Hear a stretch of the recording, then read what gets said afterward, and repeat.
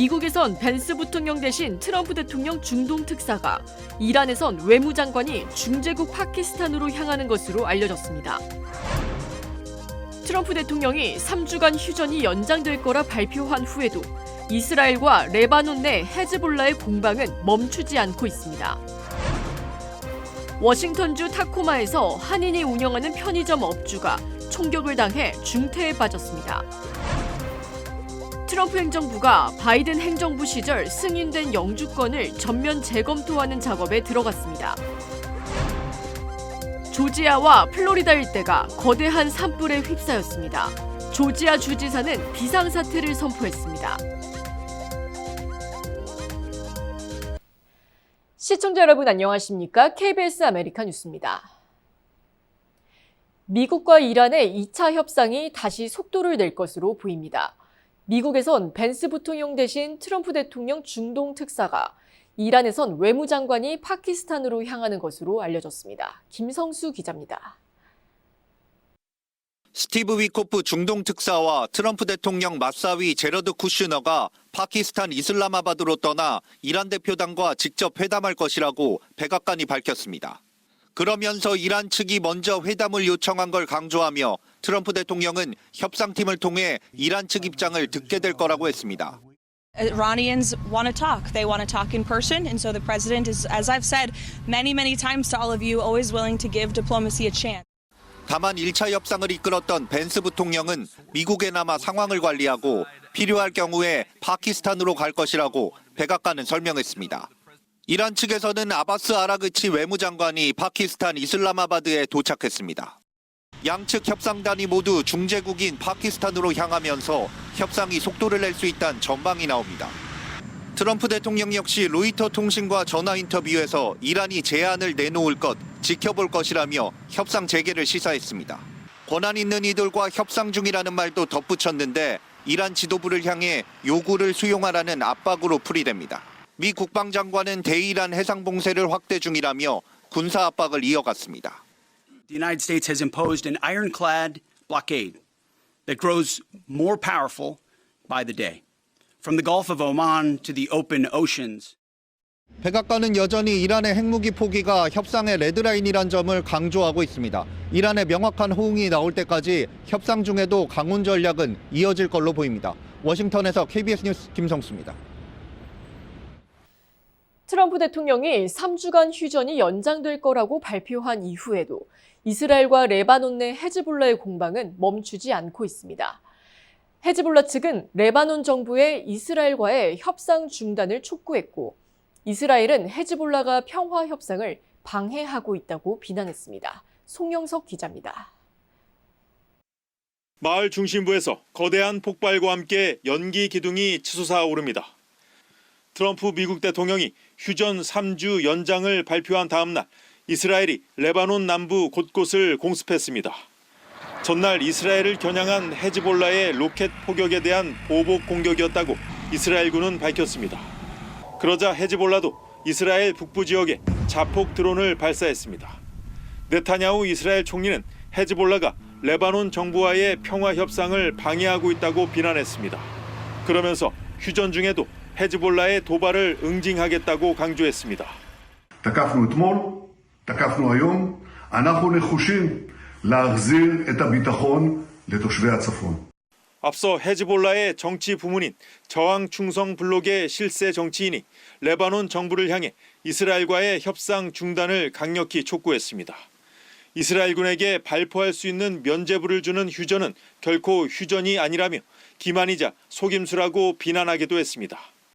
레바논 의회에서 15석을 보유하고 있는 저항 충성 블록은 또 다른 시아파 정당인 아말 운동의 원내 교섭단체와 연대해 의회 내에서도 막강한 영향력을 행사하고 있습니다. 이스라엘과의 평화 협상이 자신들의 존립을 흔들 수 있다고 판단한 헤즈볼라가 제도권 정치인을 앞세워 정부에 대한 압박 수위를 높인 것으로 풀이됩니다. 베를린에서 KBS 뉴스 송영석입니다. 워싱턴주 타코마에서 한인이 운영하는 편의점 업주가 총격을 당해 중태에 빠졌습니다. 해당 지역에서는 3년 전에도 또 다른 한인 업주가 강도 총격으로 숨진 곳이라 반복되는 비극에 대한 우려가 커지고 있습니다. KBTV 김은지 기자입니다. 워싱턴주 타코마에서 지난 23일 낮 총격 사건이 발생해 40대 한인 업주 진모 씨가 중환자실에서 치료를 받고 있습니다. 타코마 경찰에 따르면 사건은 23일 오후 12시 30분경 파크 애비뉴 푸드스 앞에서 발생했으며 피해자 2명이 총상을 입고 병원으로 이송됐습니다. 진 씨는 응급수술을 받은 뒤 현재 중환자실에서 회복 중이며 의료진은 위중한 상태지만 생명에는 지장이 없을 것으로 보고 있습니다. 진 씨는 4자녀를 둔 가장으로 사건에 대한 소식이 전해지자 한인 커뮤니티는 깊은 충격과 안타까움에 빠졌습니다. 경찰은 사건 직전 상황과 총격 경위를 조사 중이며 현재까지 용의자에 대한 구체적인 신원은 공개되지 않았으며 체포도 이뤄지지 않았습니다. 경찰은 현장 목격자 및 매장 관계자를 상대로 조사를 진행하고 있으며 정확한 범행 동기는 아직 확인되지 않았다고 밝혔습니다. 한편 해당 지역은 지난 2023년에도 편의점을 운영하던 또 다른 한인 업주가 총격으로 사망한 바 있습니다. 당시 60세 한인 업주 고 찰리 박 씨는 사우스 에인즈워스에 위치한 편의점을 운영하던 중 강도의 총격으로 숨졌습니다. 경찰은 당시 사건이 강도 과정에서 발생한 살인사건이라고 밝혔으며 박 씨는 현장에서 응급처치를 받았지만 병원 도착 전 사망했습니다. KBTV 뉴스 김은지입니다. 오늘 LA 지역 볼드윈 파크에서 총격 사건이 발생해 3명이 숨지는 일이 벌어졌습니다. LA 카운티 셰리프국은 오늘 새벽 5시쯤 3200 블락 멀버리 애비뉴 인근에서 3명이 숨지는 사건이 발생했다고 밝혔습니다. 사망자는 80살 남성과 56살 여성 부부, 그리고 60, 70대로 추정되는 남성 1명으로 확인됐습니다. 부부는 현장에서 숨졌고 또 다른 남성은 병원으로 이송됐지만 사망했습니다. 수사당국은 사망자들의 관계를 포함한 정확한 사건 경위를 조사 중입니다. 트럼프 행정부가 바이든 행정부 시절 승인된 영주권을 전면 재검토하는 것은 물론 이미 시민권을 취득한 이들의 국적을 박탈하는 작업에도 속도를 내고 있습니다.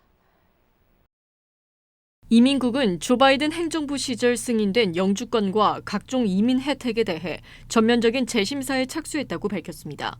바이든 행정부 당시 2024 회계연도에 발급된 영주권은 약 140만 건으로 2020년 대비 90% 이상 급증했습니다. 당국은 이 과정에서 느슨한 검증이 있었다고 보고 사기나 행정 오류가 발견될 경우 영주권 취소 통지를 즉각 발송할 방침입니다. 강력한 조치는 영주권에 그치지 않습니다. 연방 법무부는 귀화 시민권자 384명을 특정해 시민권 박탈 절차를 추진 중입니다.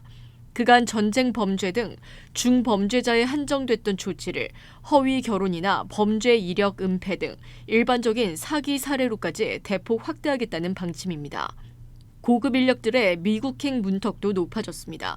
취업 이민 1순위 EB1A 영주권 거부율은 최근 46.6%까지 치솟았고 취업 이민 2순위 국익 기여자 면제인 NIW의 거부율은 64%로 1년 사이 2배 가까이 폭등했습니다.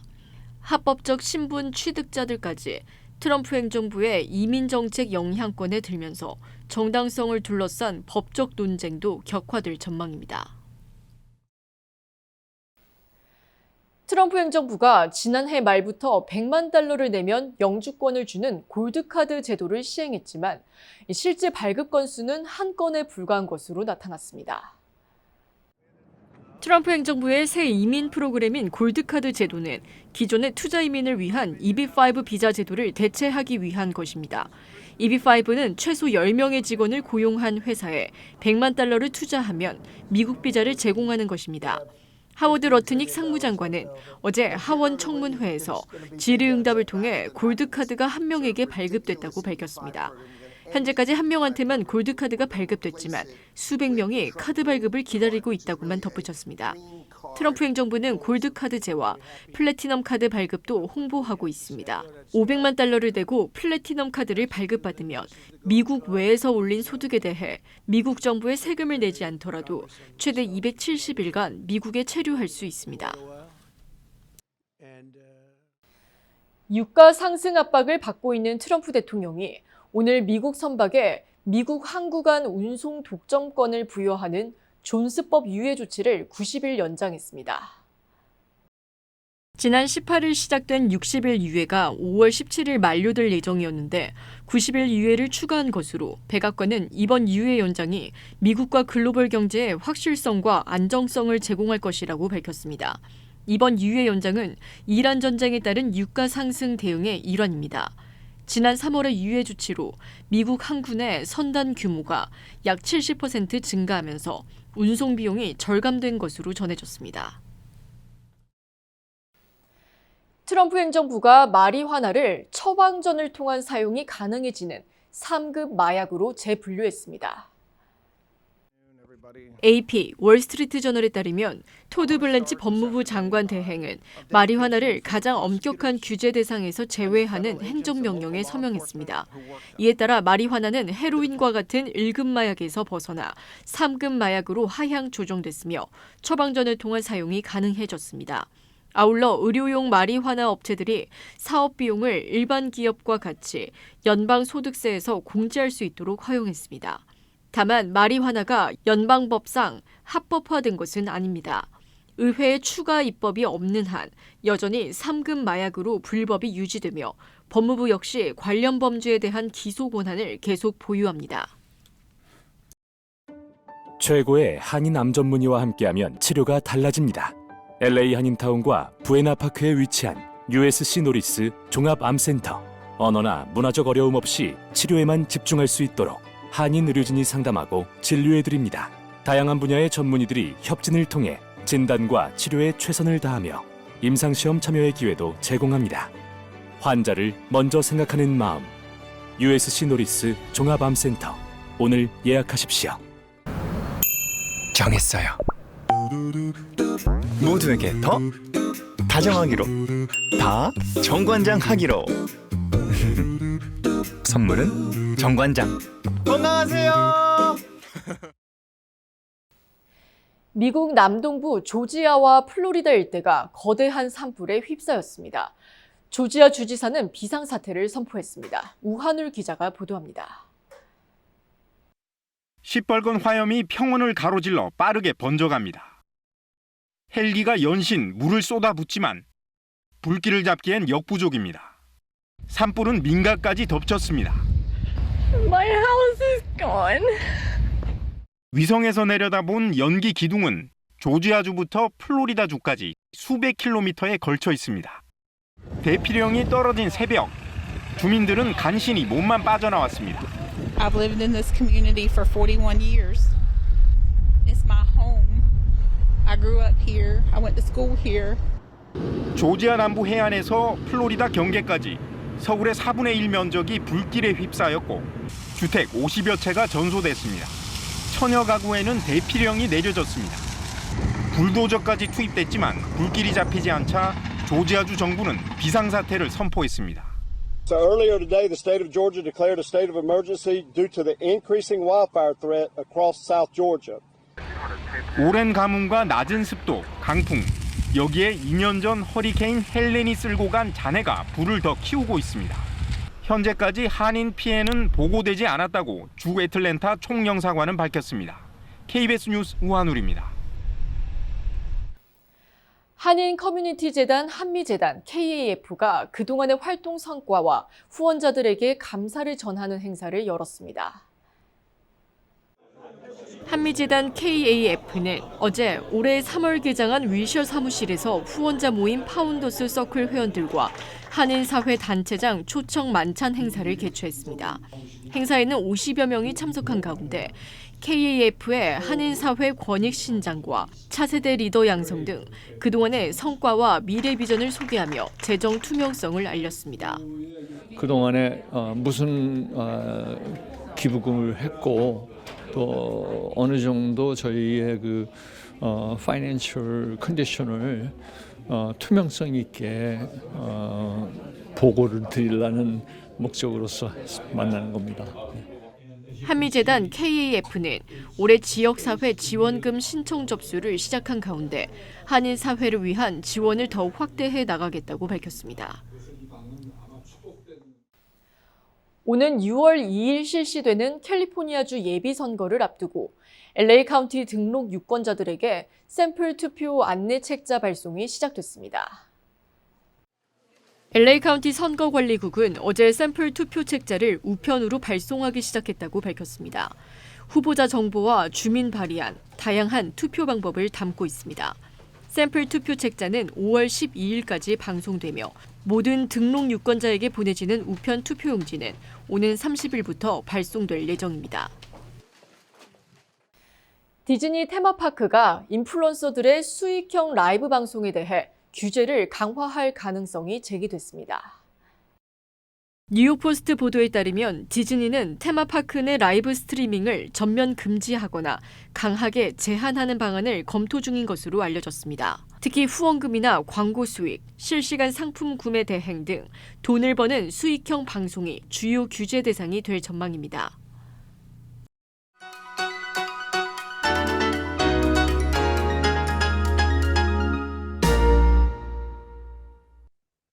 주식시장은 오늘 엇갈렸습니다. 오늘 나홀로 약세로 마감한 다우존스가 이번 주를 4주 만에 하락한 주로 기록했는데요. 반면 오늘도 사상 최고치를 경신한 내스닥과 S&P 500은 각각 1년 6개월과 1년 7개월 만에 4주 연속 상승한 주를 기록했습니다.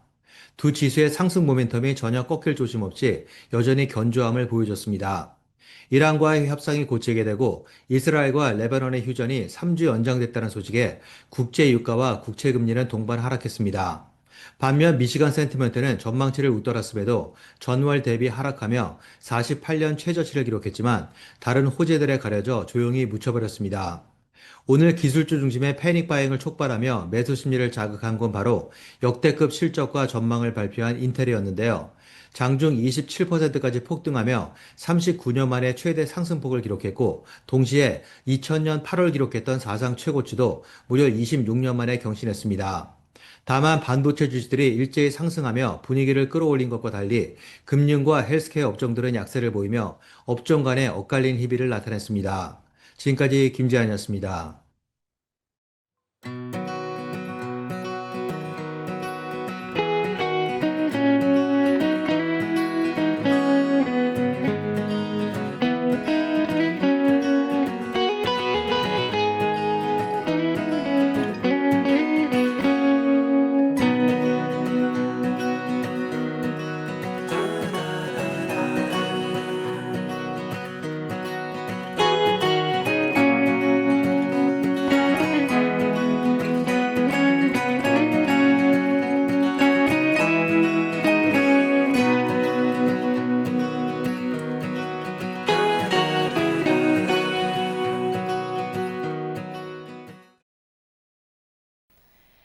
KBS 아메리칸 뉴스 오늘 소식은 여기까지입니다. 편안한 주말 보내시기 바랍니다.